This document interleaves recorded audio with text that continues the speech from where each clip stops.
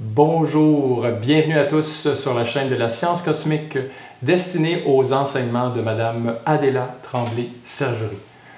Aujourd'hui, il sera question de l'énergie de la pyramide, un support vraiment très intéressant et je suis en compagnie de Aline Boulet. Aline, ça fait plus de 30 ans qu'on se connaît.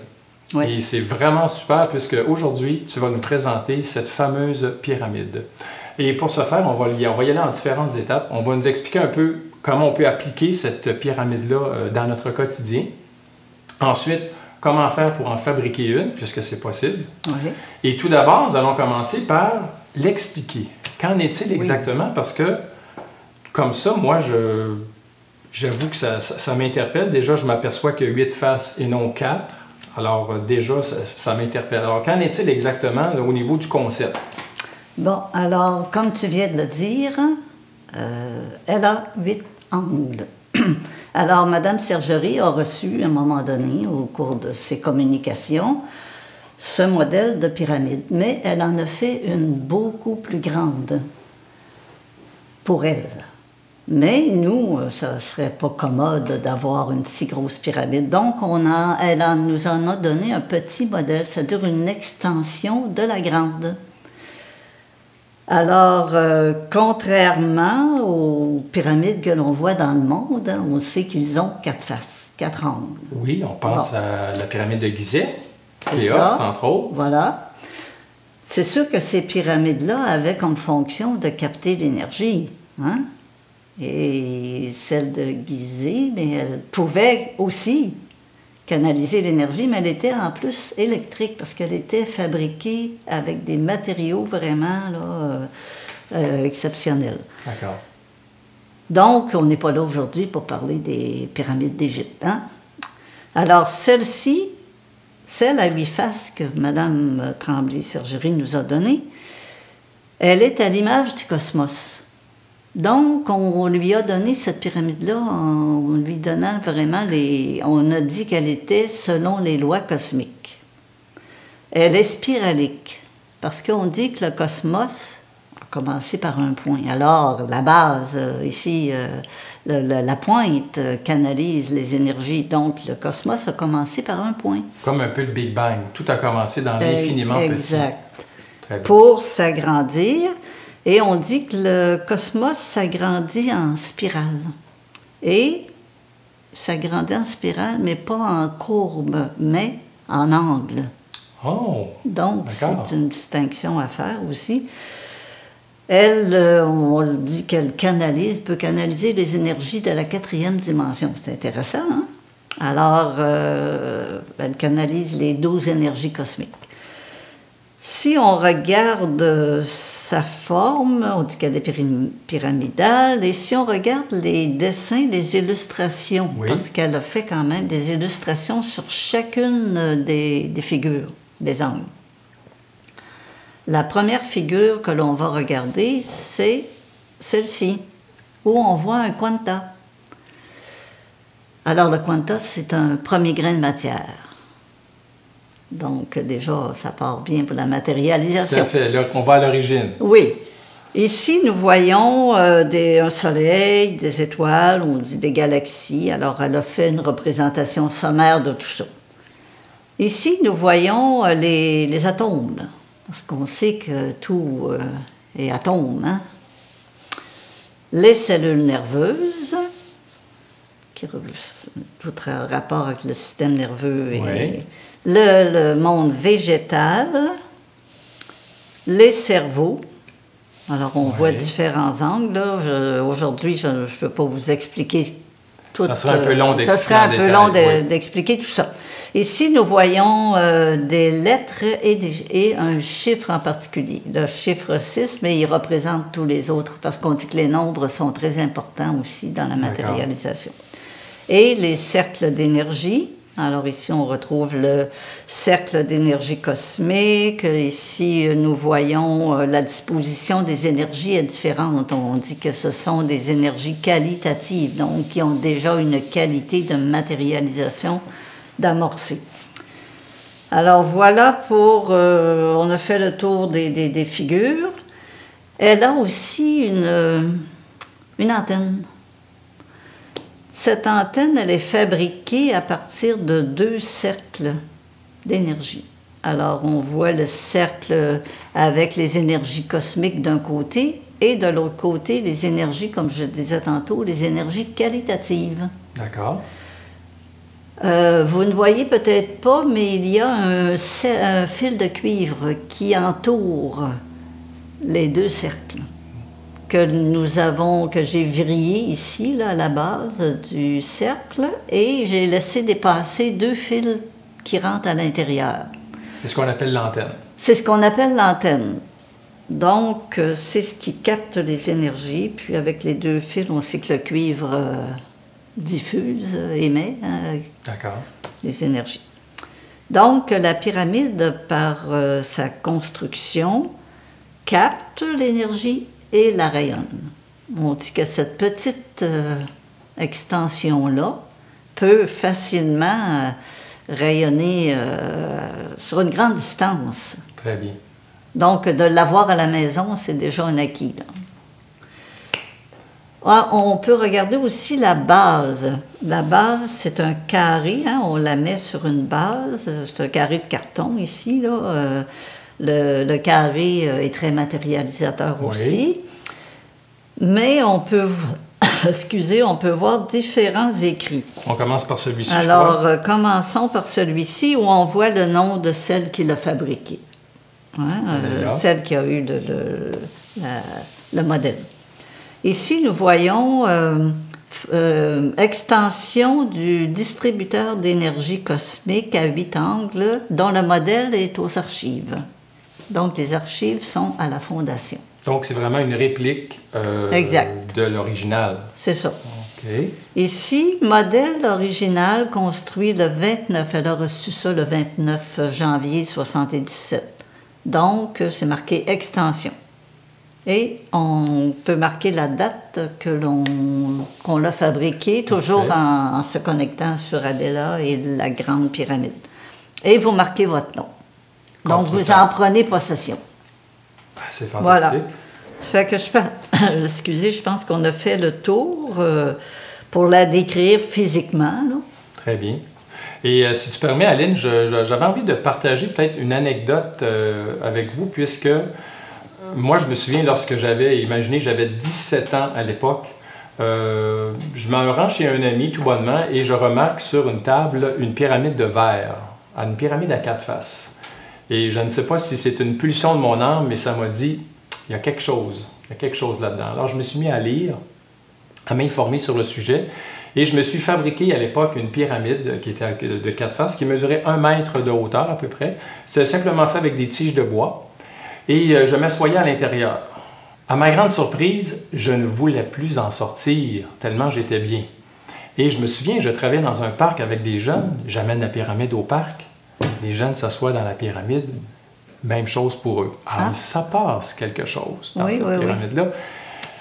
Et moi, je ne savais pas exactement ce qu'il en était, et c'est beaucoup plus tard, lorsque j'ai rencontré Aline, qui présente cette fameuse pyramide à 8 faces, j'ai compris qu'est-ce qu'il en était. Alors, c'est vraiment génial. Et je sais qu'il y a plusieurs applications possibles. Oui. Hein, on utilise ça comment? Bon, alors, je vais commencer par vous parler de la fabrication d'un plan. Bon, on sait que au cours de la journée, on émet plein de pensées. Hein? Donc, aussitôt qu'on émet une pensée, on émet de l'énergie. Par notre psychisme, on peut aller capter les énergies et le psychisme nous les ramène l'énergie pour canaliser les pensées qu'on émet. Donc, que ce soit positif comme négatif. C'est pas toujours... Alors, lorsqu'on a un désir, une pensée bien précise qu'on veut matérialiser, alors il y a un petit truc que l'on peut faire. Et nous, en sciences cosmiques, on appelle ça faire un plan. Vous allez dire, c'est quoi ça, faire un plan? Faire un plan, c'est permettre à notre intention, à notre désir, à notre pensée, qu'on peut fixer cette pensée-là sur un plan. Plutôt que d'y penser. D'y penser comme ça, là, une journée j'y pense, le lendemain j'y pense plus ou moins. Bon, ça se matérialise pas, je décourage. Alors, j'ai écrit mon intention. Alors ici, vous voyez, j'ai pris un 4 par 4. Ce qui est un 4 pouces ou 5 cm par 5 cm. C'est ça, exact. D'accord. Ou bien un 2... Plus petit, ça peut être un 2, 3 cm. 2, 3, c'est ça. Alors, comme on voit, c'est pas très compliqué, hein? Et on émet notre pensée. Mais là, il faut que vous soyez très précis dans vos demandes. Hein? C'est un petit peu le secret d'un plan. Il faut y aller avec une idée simple, précise. Okay. On n'écrit pas un roman, là. Hein? Je pose un point, je fais un point. Parce que ça va être le point qui va canaliser ma pensée. Et fixer aussi ma pensée. Donc, ma pensée est fixée dans le petit point. D'accord. Je fais un rond autour pour délimiter notre cosmos, parce qu'on n'a pas besoin de toutes les énergies pour matérialiser notre pensée. Hein? Bon. Et comme on ne sait pas quelle pensée aller chercher, on laisse l'énergie travailler. J'ai marqué « Accepté par la loi universelle ». Alors, c'est une demande positive que je fais. J'ai écrit mon nom, j'ai écrit la date, puis j'ai fait un quanta qui est matérialisateur. C'est pas très compliqué, hein? Non, ça va. Bon. Alors, qu'est-ce que je fais avec ça? Si je n'ai pas de pyramide, je place mon plan entre 2 papiers noirs pour le protéger du négatif. D'accord. Pas qu'il y ait de pensée, qu'il y ait... et je laisse travailler l'énergie. Mais si j'ai une pyramide, alors la pyramide va venir ajouter un plus à ma pensée. Oui. Tu comprends? Alors, à ce moment-là, je place mon plan sous la pyramide. À l'intérieur. À l'intérieur. Je l'envoie sous la pyramide. Et la pyramide, qu'est-ce qu'elle va faire? Elle va venir maximiser davantage ma pensée.